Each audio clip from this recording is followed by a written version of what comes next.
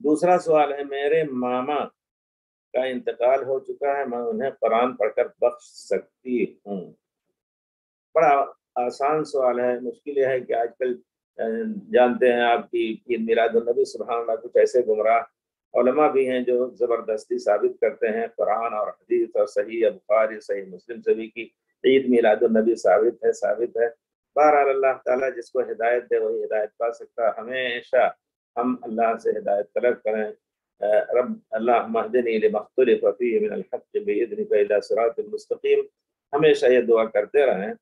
तो बहुत आसान है कि अगर ये चीज़ हमें एक मुसलमान को बगैर दुनिया का मामला भी देख लेना है कि क्या कहीं अल्लाह की मर्जी के खिलाफ तो नहीं है, और दीन का मामला खसूसी तौर पर उसमें देखना है कि क्या प्यारे रसूल ने ये काम किया है नहीं किया।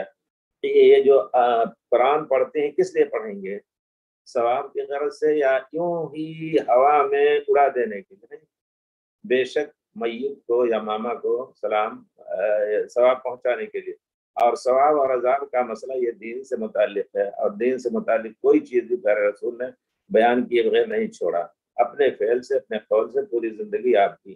तो क्या प्यारा रसूल, यही कह दिया जाए, क्या प्यारा रसूल के ज़माने में जो लोग इंतकाल किए, क्या उन लोगों के लिए आपने कुरान ख़वानी की, या बैठ करके आपने लोगों को कहा कि तुम लोग पढ़ो और सब मिल करके जिस तरह आजकल रिवाज है? तो यानी इतनी वाज़ेह बात है कि इसको बिदअत और गुमराही कहा जाएगा।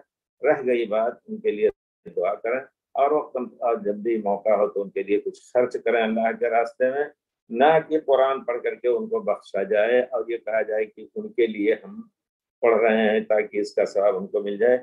ये एक बिदअत है जिसका जो गुमराही के अलावा उसका और कोई नाम नहीं दिया जा सकता उसको।